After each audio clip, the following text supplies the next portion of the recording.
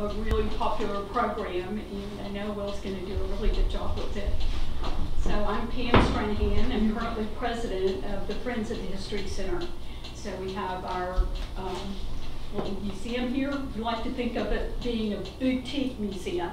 Okay, you can cover the territory pretty easily, but no telling what you're going to find here. So we're really glad you're here. How many people are here for the first time today? Inside here. I've come to the plant swap. Oh, okay. You've been to the plant swap. We do that on the second Saturday of every month. And so a lot of people come for that out in the garden.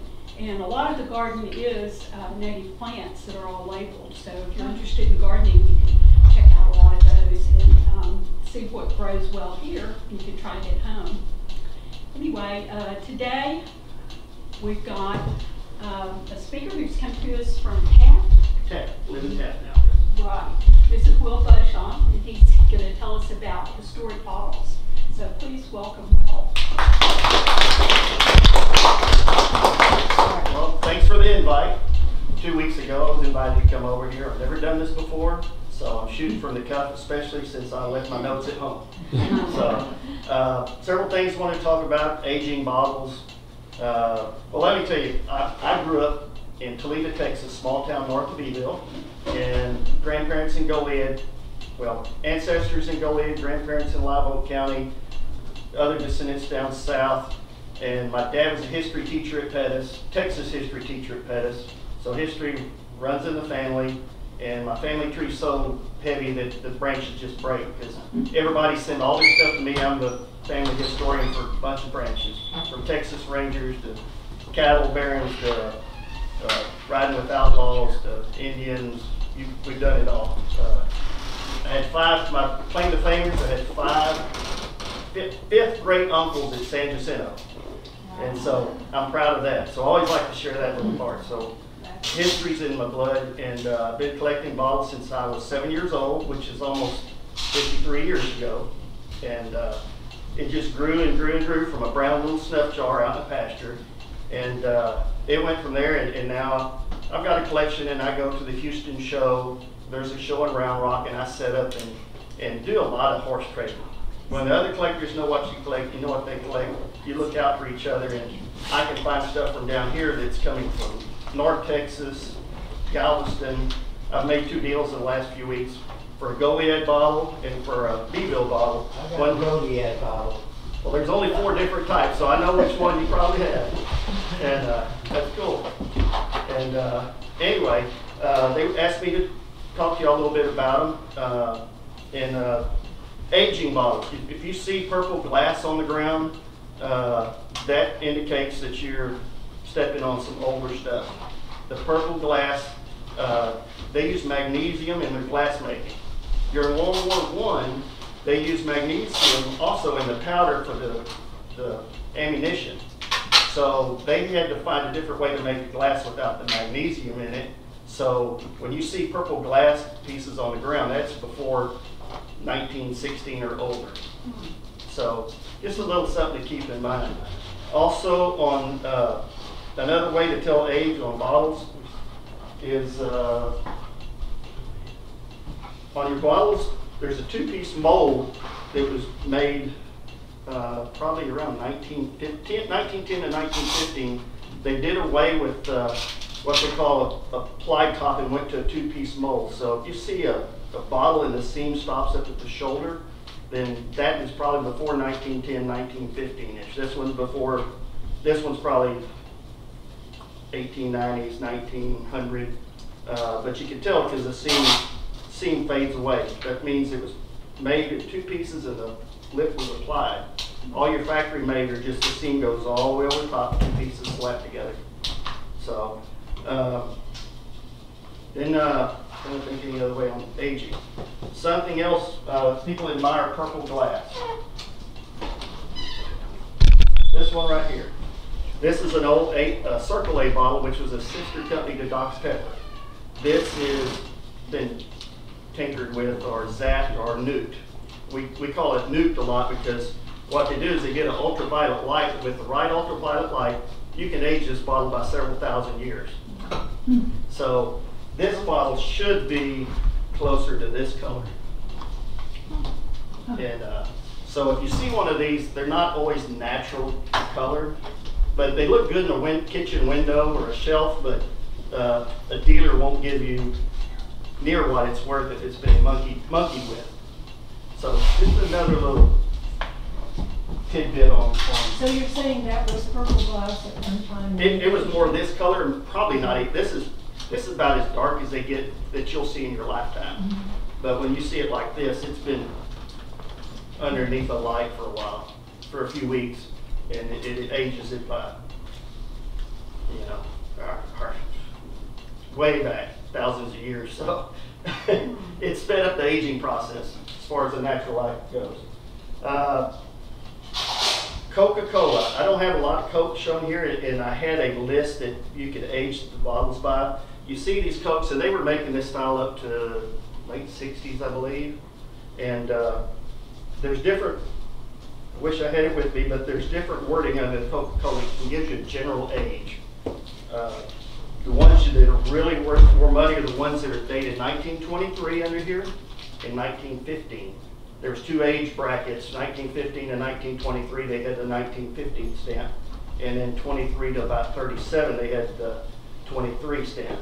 So all these trademark registered, and patent D, there's one that has patent D, and that's mostly from the 40s and 50s. But you get in the 23s and the 15s, especially the 15s, you're getting into some bottles that are worth some money. And one that's a tough one in this area is a Corpus Christi bottle with 1915 on it. I've had one that was all cracked up and broken, and a fellow gave me $100 for it. You can imagine what one in pristine condition would be. So anyway, I wasn't collecting Coca-Cola much, so it didn't break my heart as much as I'd probably keep it now if I had it. These are earlier versions of Coca-Cola. They call it script Coke. Another name for it you always see advertised as a straight side Coke. These are hobble skirt. They call it hobble skirt. When before those we had the straight sides, and you got so many variations of these. You have, they call it shoulder script, and they'll have a heel script, and some have bottom script, and some have all three. They'll have shoulder, one on the base, bottom, all different configurations. And then you have the Texas collectors, like the ones that have they call this a slug plate. I may have one or two styles of it where they put the embossing in a circle. That's a slug plate design with the shoulder script, and the Texas collectors love this because it shows the town, the script's on the front. Some of these have Coca-Cola on the front, and they'll have the slug plate on the back. So all kinds of versions. Your straight side Cokes, some common ones, Waco, San Antonio, in good condition, $50. But you get some of these with these embossings, you can get $200–300. What else? Rivers. Okay, this is one of the things I've collected since I was little. I found a bottle out the pasture, and it had the marked Rivers on it. It had Rivers on the bottom of it, and I said, "What is that?" And my dad told me about it, and other people. Then I found out people collect these things. There are collectors that collect bottles that were made at the Three Rivers glass plant in Three Rivers, Texas. If you dug your dump here in Rockport, Texas from the 20s and 30s, you would find Three Rivers glass bottles in the dump. From soda waters to product bottles. I quit collecting just the plain product bottles. The only ones on the bottle part of it, the only ones in jars I keep are the ones with labels on them. The original labels are hard to find, but I've been doing it so long, I have a good collection of them. But they designed different soda water bottles for Coca-Cola, Dr. Pepper. These would be the bottles they used to put their root beer, the cream soda, their orange, strawberry drinks in. And some beautiful designs. They even hired the Borglum fellow that helped design Mount Rushmore and build Mount Rushmore. They designed him to pattern and make the molds, and they have some real classic designs. Trappy pepper sauces, different hot sauces. They made a bunch of, and on the bottom it'll have 3 rivers and a star embossed on the bottom. Where is Three Rivers? That is between San Antonio and Corpus Christi. Okay. And they shipped them all over the southeastern United States, and I've got pickle jars from Ohio. Saw a flask with stars on it from California, and they were even getting into Mexico and some of the Central American countries with their bottles. You are welcome to look at these after we're done. Gil's from Beeville, this is the Brewer's Made bottle. They got deco collectors, people that collect deco soda water bottles. And these are what they call the deco period, where they're fancy embossing, and there's people in the United States that collect these. So they bring pretty decent money. I mean, you'd be surprised. Not that I want to sell any, but Goliad, Corpus, I don't know if does anyone know if Rockport had a bottling company? No? Okay. But Victoria, Goliad, Cuero, all the towns inland had them, down the valley. But anyway, they ship pickle jars. These are some of my labeled jars and flasks, vinegar, pickles, figs. And back in the day, like a grocery store here in the 20s and 30s, you go buy a jar of mayonnaise. They had other brands. They had probably had more Texas brands than they did like a Kraft or the name brands. They had pickle companies in San Antonio and Houston and Fort Worth, peanut butter, ketchup, all these products. They were local brands. So they did a booming business. At one time they sold,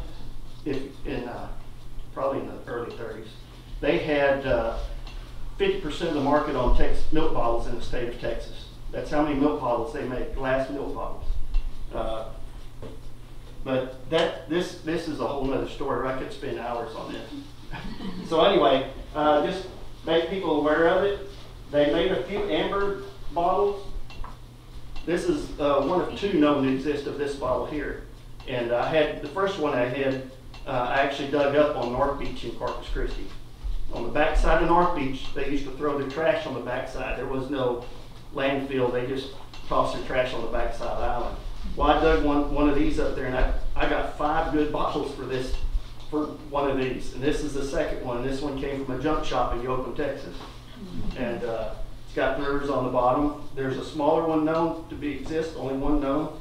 They made a brown H&H jar, and then they made the brown amber beer bottles. So, anyway,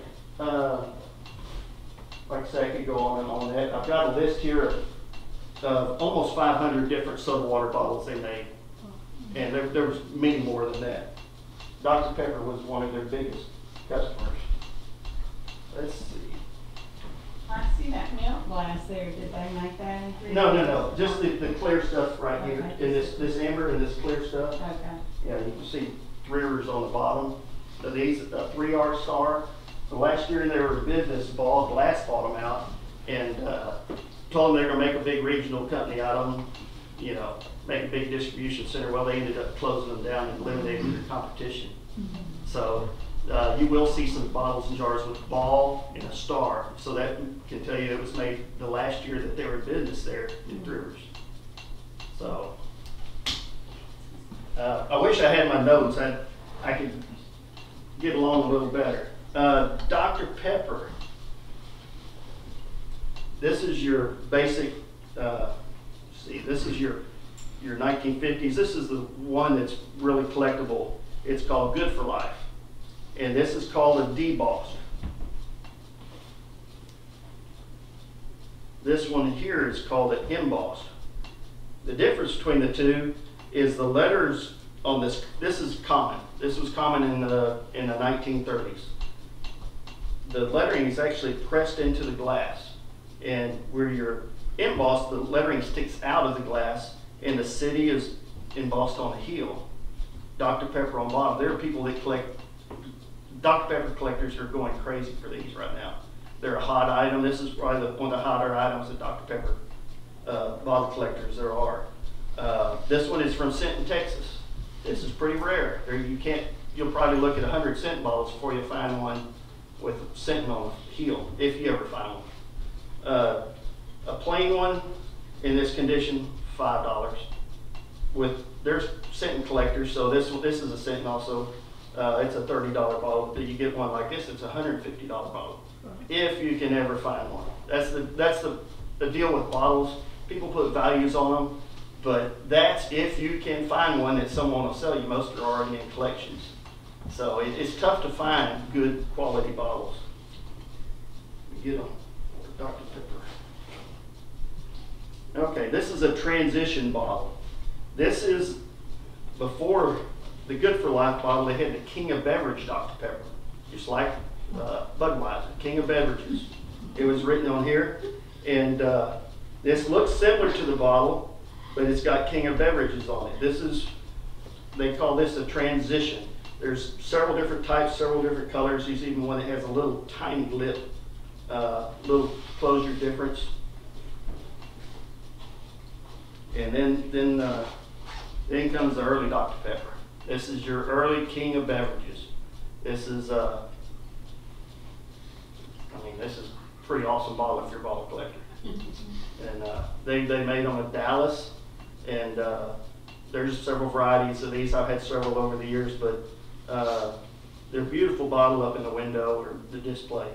So that's early 1900s? Yes, ma'am. Okay, yeah, because it's purple. Yes, ma'am. That's right. And the scenes quit on, this is a factory made.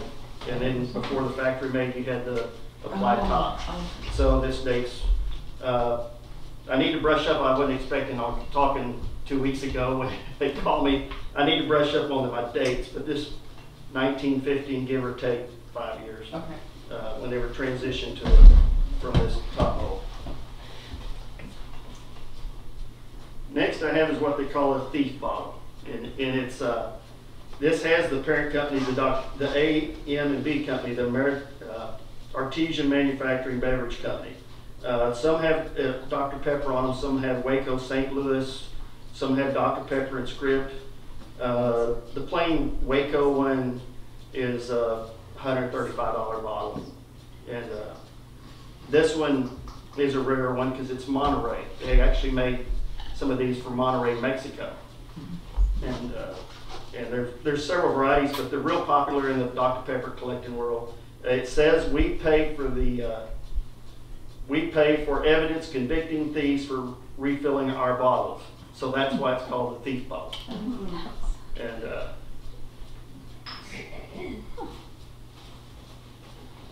here's another Artesian, the parent company to Dr. Pepper.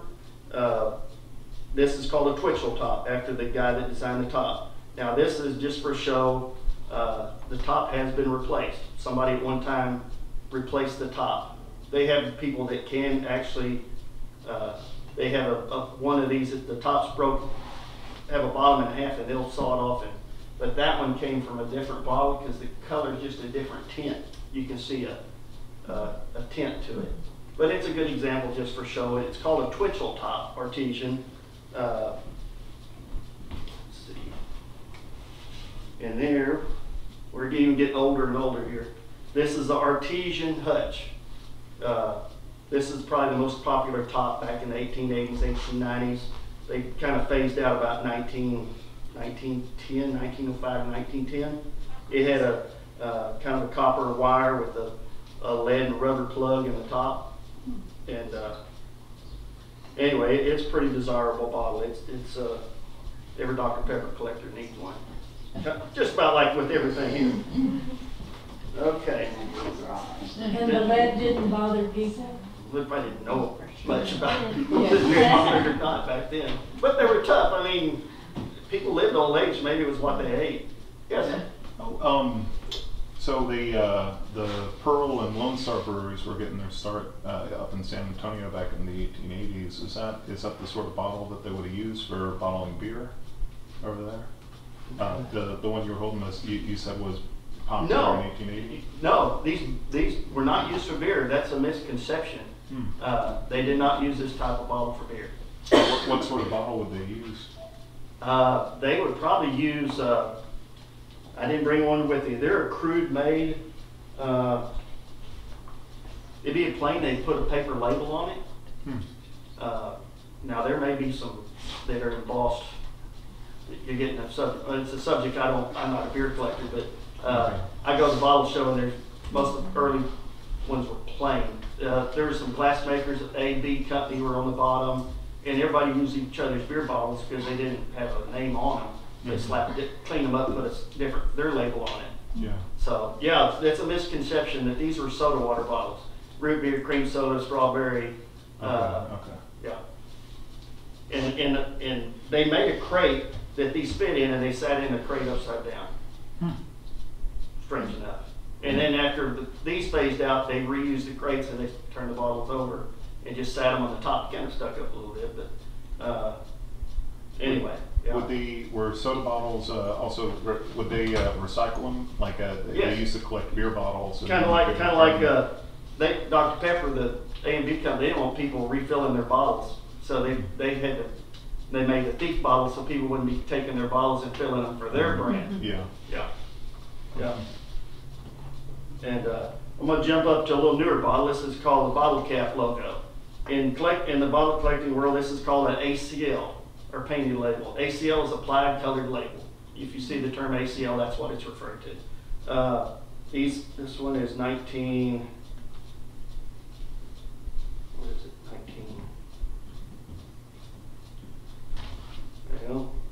55. This was a 1955 bottle. These are popular to collectors, especially if they're from where you're at. This is from Corpus Christi.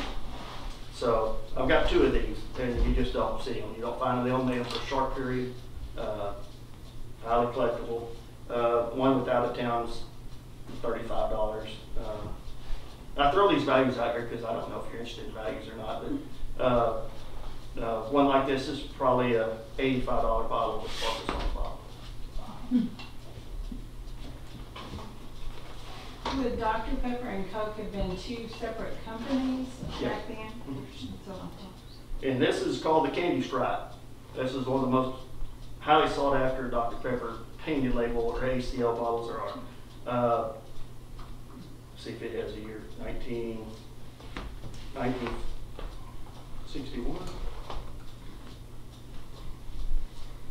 Well, anyway, Candy Stripe, highly sought after. There's about 3 versions of this. If you want one, it will cost you at least $1,000. So better not save them up. So anyway, if you, beware. I'm going to jump back to Coke for a second, since I'm going to tell you about this one too. They make, on the 1923 Coke, they make reproductions. They look mint because they're near mint because they're not real. They have Texas on the bottom. It's a TX. They didn't use TX back in the day for your Texas mark on the bottom. So San Antonio TX, that's not old. So they made that in the 1990s or sometime. Candy Stripe, there's a newer version. It may even have a twist top cap, and it's worth about what glass weighs a pound. You get it glass recycling plant. But anyway, this is highly sought after. You always see Dr. Pepper collectors asking if anybody's got one for sale. And of course, unless somebody dies, they usually don't change hands. They're in collections. Okay. Now we're getting back to South Texas. Does anybody know where this bottle might have come from? It's got 4 turkeys on it. Cuero. Cuero, Texas. This is a 1920s Cuero turkey trot bottle. At one time it was common. You used to see them at the bottle shows, and they'd cost you $75 every year after year. And then all of a sudden they jumped to $125 recently, the last few years, and you're lucky to see 1 or 2, if any at all. And so they're about 125 to 150. You'll see them marked to 150, but if you talk to them nicely, maybe they'll sell it to you for 125. But I think it goes from the common to the uncommon category now. Real nice bottles. It's sought after by Coca-Cola collectors and Cuero collectors because it was put out by Coca-Cola bottling company for their other flavors, the cream soda and the strawberry and the grape. And then we're going to get to a little bit even rare. It's a single turkey Cuero bottle. Same thing, 1920s. This one's been rare for a while. They very seldom show up. You'll see one at a bottle show every 5 or 6 years probably. And I haven't seen one lately to even put a price on it. $150, $200 range probably at least. And next is the rarest of the rarest. I got 3 of these, so this is the rarest one. It's the only clear glass one known to they've made. It was made by the Three Rivers Glass Company in Three Rivers, Texas. You got the Cuervo collectors, your Rivers collectors, your Coca-Cola collectors, all after it. And one of the big dealers said it's probably $1,000 bottle. And this is the only mint example known. I've seen about 5 of them in my lifetime, and all the others were beat to heck. You think, how does it fall apart when you're just picking it up? One sold on eBay here in the last year. It had the original wire top on it with a rubber plug. It had cracks all over it, and he paid pretty good money for it. But this is the only known mint example. It almost looks like crystal glass. It does. It's beautiful. It is beautiful. Cuervo, Texas on the bottom.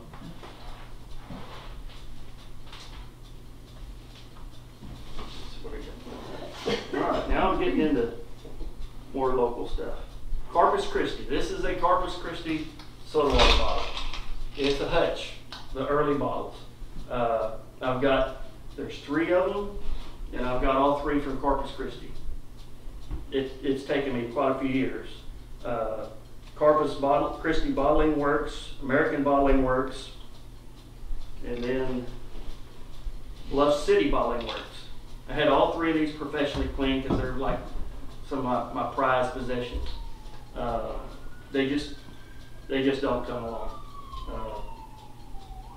This one here, there's 4 other known examples of these same bottles, just a little bit different variation, maybe taller letters, or the bottle's a little taller, made by a different company, but still the same 3 companies.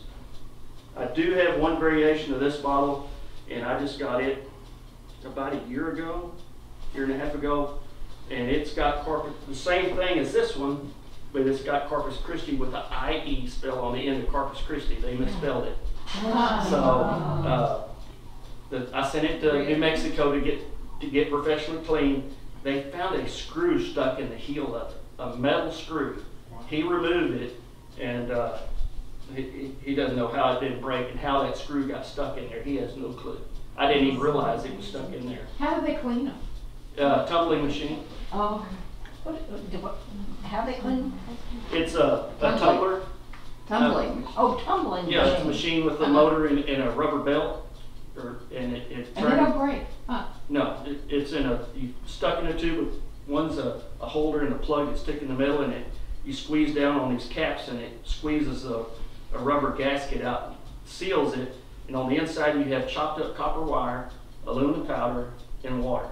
Just a little over 50% on the outside and also on the inside. So it's polishing the inside and the outside. Takes about 3.5 days at least to get it this, maybe a little longer. This guy. And the cost for one bottle to be polished? It cost me $35, I believe is what it cost me. And I sent 4 or 5. Yeah, plus the freight coming and going. And so anyway, these are my prize bottles, because you're lucky. A bottle collector is probably lucky to have one in their collection. Well, I got all 3, so I reached the point on that. All right, now we're getting to a torpedo bottle. This is a pointed torpedo bottle. Star Bottling Works out of Houston, Texas. There's several in the state known. This is a good example. Last few years, there's been a few more show up. Some have damage, but still a nice bottle. The reason they still show up is because they still dig in Galveston, you know, the privies. And so they'll show up occasionally. And Was that a Coca-Cola bottle? Or no, it just had different flavors. from a brand, different any? No, Star, and then it had grape and Okay. grapes, the different flavors. And here's this is more, I call this, it's a torpedo also. This one's out of Houston. There's only like 5 known to be made in Texas with this style, and I've got 2 of them.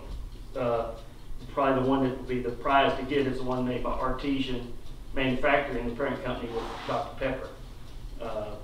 These are extremely rare. I wish I had more history to give you on it, but it's pretty neat. All right, now we got a fun bottle. This is from, I believe, 1939, and it is Texas's version of the Mickey Mouse bottle. So if you see, it's got a Mickey on the top, and Mickey on the bottom. It's made in San Antonio, Texas. They did everything right, but asked Disney for permission to use Mickey. So, needless to say, from what I understand, the mold got broken, the bottles got broken. This is one of the survivors. And this is a $1,000 plus bottle. And I found at the last bottle show, there was one other one there at the bottle show, which is unbelievable, but there was one there, but it was a different version. So evidently they made a couple of versions of it, but they were both short-lived. And I'm going to do my best if he still has that bottle to get it next year. So this is, if you ever hear of a Texas Mickey Mouse bottle, and or see one in a junk shop, you know, it's worth picking it up if you can get it reasonable. And that's a prize there. All right, this is probably the most famous Hutch bottle there is in the collecting world. This is called a caveman Hutch. It's got a big caveman embossed on the front. It's not rare, but it's so popular it holds its value. They used to go for about $800 if you could get one for sale. Now they're a $1,200 bottle if they'll sell it to you. Yeah, it may be more than that. I don't know if you can see the caveman. Got a big club over his shoulder. Yeah. Anyway, Yeah, when you hold it up like that, you can. yeah. Yeah. And it's got the original wire Oh, wow. stopper in it with the old lead plug that held the rubber gasket. Oh, wow. So, yeah, that's probably the most popular one to collect. Even though it's not the rarest, everybody has to have one. And the last bottle I have to show off is from Galveston. And this is called a cod bottle. Mignon Bottling Works, Galveston, Texas. And yes, it has a marble in the top. Now, I'm not sure how the procedure worked or the contraption that used the bottle, but the other collecting word for this is called a pig bottle. Collectors call it a pig bottle. Because if you look at it from the end, here's the snout, here's the eyes, and here's the ears. It looked, you know. Why is there a marble in there? Well, I don't have the explanation of that. I should have done some research before I come. But Then the they joke, sealed and they come up and you hit the top. That's where I heard, and it became a pop bottle. that may be. You That knocked may be. Really? You knocked it back down in there, and that's where the term pop. There's only 3 or 4 versions of this were made in the state of That's really Texas. interesting. So, but beware, they mass shipped these in the 1970s and 80s from Europe, England, that area, and they showed up in all these antique stores for $10 or $20, and then it just made so many over there, just mass produced them. But Texas, you're lucky if you'll ever see one for sale. And the other joke about it is if you turned it up, you drank it too high, the marble would fall to keep you from being a pig. So that was another nickname for the pig. You had 2 things. So I guess that's about all I have. Do you have a snuff bottle? Example of a snuff or jar? If it had Texas embossed on it, I would, but Oh, okay. I threw them or gave them away or threw them away. Okay. Doesn't say Texas, it doesn't matter. Right. Right, okay. Gotcha. Right. I mean, they make a candle holder out of them, I guess. Yeah. But they're interesting. But anyway, appreciate the chance to show off. What's in back of you? I brought some medicines. Y'all are welcome to come look at them.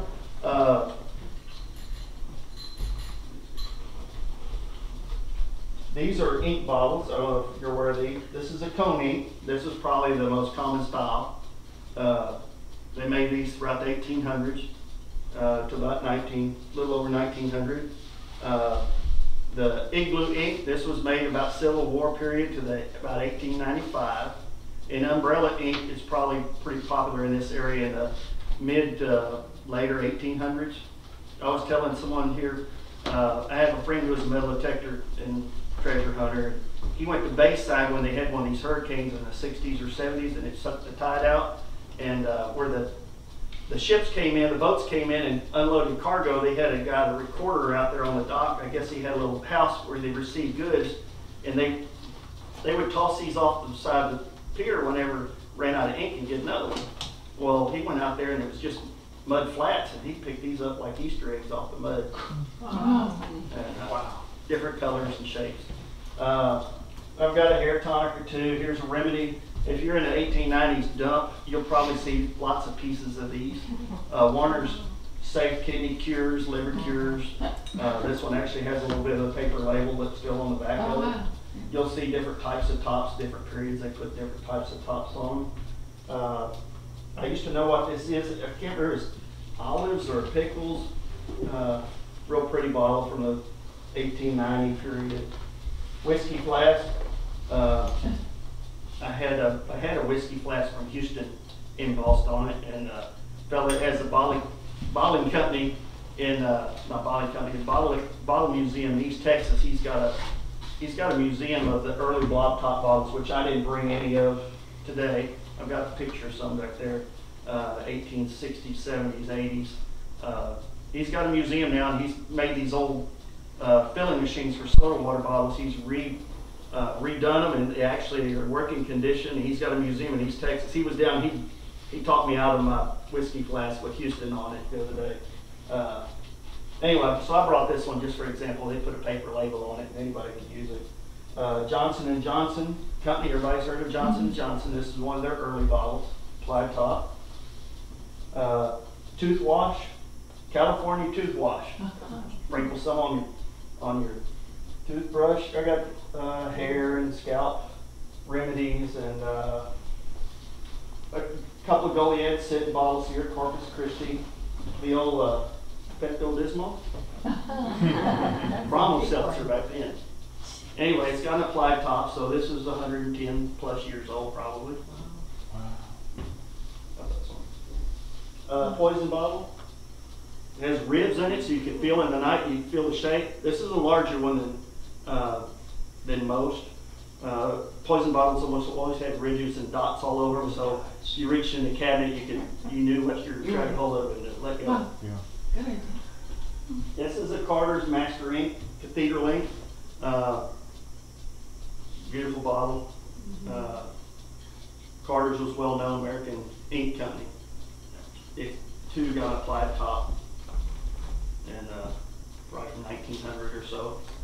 Schools and companies that did a lot of writing would buy these big bulk ink bottles to refill the little ones.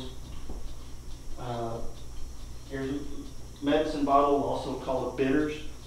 You probably get drunk off of this. The white bottle is a perfume bottle. I brought three, any of those people are interested in Aransas County history. I brought an advertising plate to show off in Rockport. It's a 100-year-old plate. Oh, Sorensen and Hooper, Rockport, Texas, compliments of. And a toothpick holder from the Bayside Inn, old hotel. There's an advertising piece, similar piece in the display cabinet in here. Yeah. And then the last piece of local history I brought with me was from the Tarpon Club, a letter inquiring on trying out another fishing line they're interested in. There's a big resort out on San Jose Island. This was written in 1902. And they were inquiring on possibly getting a sample of fishing line. They liked the other lines they got from them. So it's a little piece of local history I wanted to show off here. So, any other questions? Or? I think Yes, you sir. have a fellow with a bottle too. Yeah. Yes, well, These came from Rockport. okay. One came from Goliath.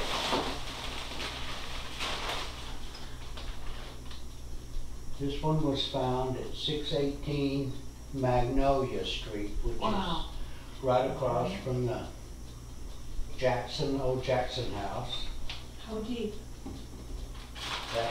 And I worked with Richard Gaius, and we did this building. But I worked on 3 of the oldest homes in town, plus the Goliath. This look at that. was found. We found a whole box of whiskey flash bottles in the attic. Someone went up and drank every day in the attic. The caretaker of the courthouse. We found about 50 bottles up in the attic. And these came from the Fulton Brule house, medicine bottles. Yes. out around the front of that house. And this one was found in my yard. I don't know what, that's like a torpedo bottom.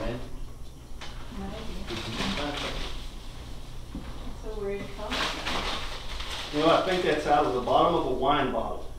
The big wine bottle came down and it had this sticking out of the center of the middle of the bottle. Really? Where they Is did it the glass? Yeah. where it was attached to the, And this one Yeah. was found under Yes, my there we house. I don't know what it is, or even if it's that old. How old is your house? 75 years old. 1938, I think. Well, it's old because the seam stops up here. So that's 1910-ish and older. Wow. It's thin on the bottom. All of these within a few blocks of here. Wow. How about the little one with the lid in it? How old do you think that one is? I don't know, you know, like I said, we found bigger ones and little ones, and there was a whole batch of them that looked like the janitor or someone went to the attic to drink. All right. Yeah, good place for you. This is kind of a pepper sauce style. Yeah, and that one was found just right over there. And this is an old one. This is 1890s, probably Wow. at least, with that crude lip. would that have been clear before the elements got to it? I believe so. I mean, How cool is that? You need to take care of those bottles. Anyway, I've got a bunch of bottles, but most of my bottles came that's an from E-cup. Colorado. The seam stops on it too, so The cork, it's a cork and. What kind of bottle do you think that one was? it could have been many things. Turpentine to any type of product, liquid product. Liquid product, okay. Neat stuff. That's it. Yeah. Very Yeah, That's well, great. like I said, my other ones are all from Colorado, given to me. Yeah. I kind of dug around, and then this lady that had a whole collection kind of took me in and gave me bottles through the years. Part of them got stolen about 35 years Oh, no. ago. Oh, no. I had one of those ink, you know, it got stolen, and all my ink bottles, I had a whole, probably Huh. 50 ink bottles, they all got, never got those back. Found the others. Well, if anybody ever has any questions, I'm on Facebook. I don't hide. I mean, I'm out there. Shoot me a picture, whatever. I'll tell you what you have. Why, when you go looking for bottles out in the wild, like in, I did growing up.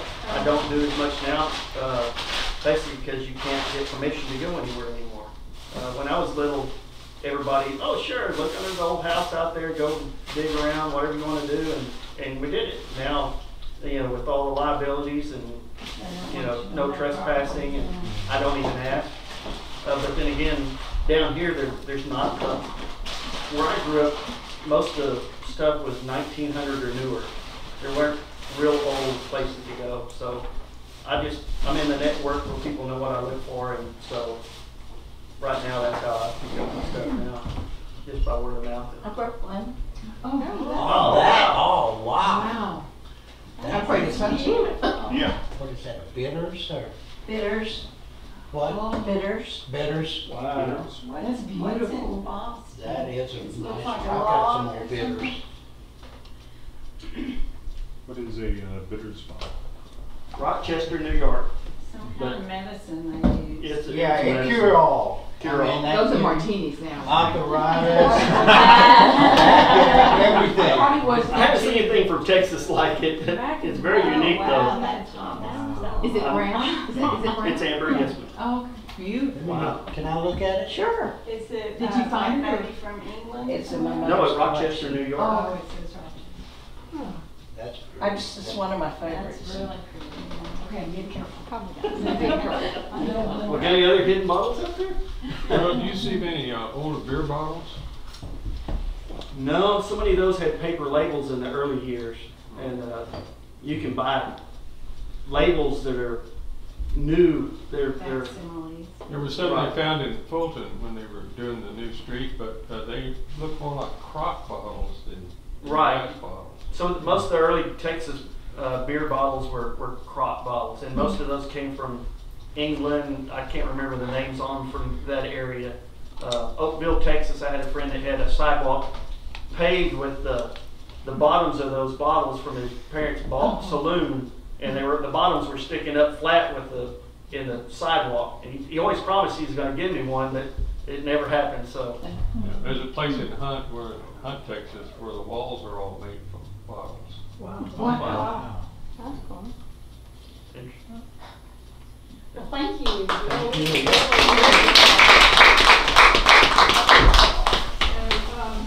Let me just say this clay from the Sorensen Cooper is the same as the Sorensen Stair Building. The posters over here, and we have the coffee grinder, which is in the back in the exhibit that you might see from the same group.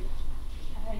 And they gave out they gave these out, I guess, at Christmas time, and they had a lot of illustrations like this on their calendars too, as you can well imagine.